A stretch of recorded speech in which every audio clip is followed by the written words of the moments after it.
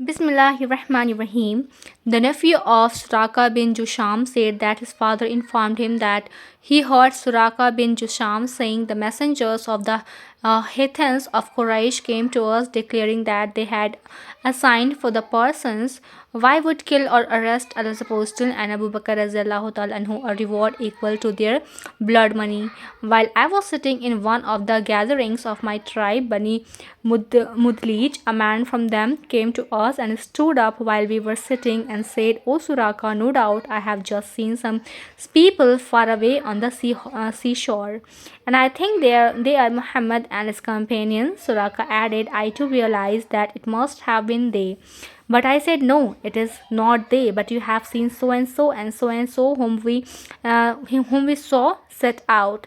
I stayed in the gathering for a while and then got up and left for my home and ordered my slave girl to get my horse, which was behind a hillock, and keep it ready for me. Then I took my spear and left by the back door of my house, dragging the lower end of the spear on the ground and keeping it low. Then I reached my horse, mounted it, and made it gallop. When I approached them, Muhammad and Abu Bakr radiallahu ta'ala anhu, my horse stumbled and fell down from it. Then I stood up, got hold of my queer, and took out of the divining arrows and drew lots as to whether I should harm them, the Prophet sallallahu alaihi wasallam and Abu Bakr radiallahu ta'ala anhu or not. And the lot which I disliked came out, but I remounted my horse and let it gallop, giving no importance to the divining arrows when I heard the recitation of the Quran by Allah's apostle, who did not look hither or thither while Abu Bakr radiallahu ta'ala anhu was doing it often. Suddenly, the forelegs of my horse sank into the ground up to the knees, and I fell down from it. Then I rebuked it, and it got up, but could hardly take out its forelegs from the ground, and when it stood up straight again, its forelegs caused dust to rise up in the sky like smoke. Then again I drew lots with the divining arrows, and the lot which I disliked came out.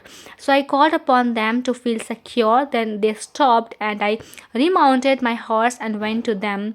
When I saw how I had been hampered from harming them, it came to my mind that the cause of Allah's apostle Islam will become victorious. So I said to him, your people have assigned a reward equal to blood money for your head. Then I told them all the plans the people of Makkah and had made concerning them. Then I offered them some journey, food, and goods, but they refused to take anything and did not ask for anything. But the Prophet ﷺ said, do not tell others about us. Then I requested him to write for me a statement of security and peace. He ordered Amr bin Fuhaira, who wrote it for me on a parchment, and then Allah's apostle proceeded on his way. Narrated Urwa bin Zubair, Allah's apostle met Az-Zubair in a caravan of Muslim merchants who were returning from Sham. Az-Zubair provided Allah's apostle and Abu Bakr radiallahu ta'ala anhu white clothes to wear. When the Muslims of Medina heard the news of the departure of Allah's apostle from Makkah towards Medina, they started going to the Hara every morning. They would wait for him till the heat of the noon forced them to return.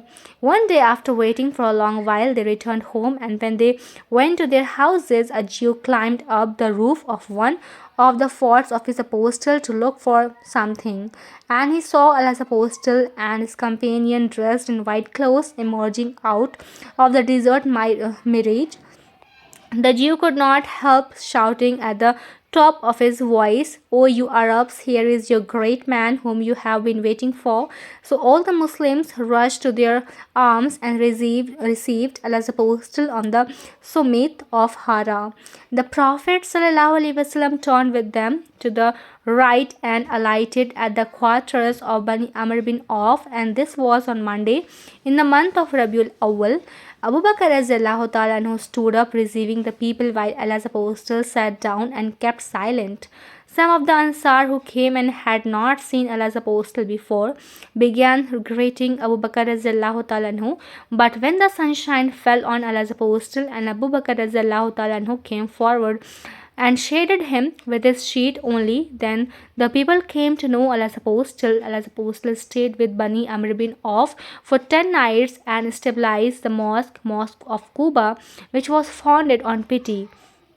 Allah's apostle prayed in it and then mounted his she camel and proceeded on, accompanied by the people till she camel knelt down. The place of the mosque of Allah's apostle at Medina. Some Muslims used to pray there in those days, and that place was a yard of drying dates belonging to Suhail and Sal, the orphan boys who were under the guardianship of Asad bin Zurara when his she camel knelt down. Allah's apostle said, "This place, Allah willing, will be our abiding place." Allah's apostle then called the two boys and told them to suggest a price for that yard so that he might take it as a mosque. The two boys said, "No, but we will give it as a gift, O Allah's apostle." Allah's apostle then built a mosque there.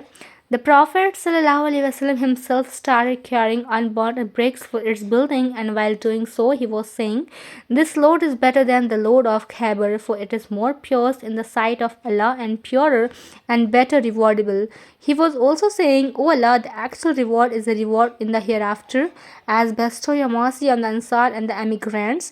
Thus the people recited by way of proverb the poem of some Muslim poet whose name is unknown to me. Ibn Shihab said, in the Hadees, it does not occur that Allah's apostle recited a complete poetic verse other than this one. Say Bukhari, Hadees number 3906.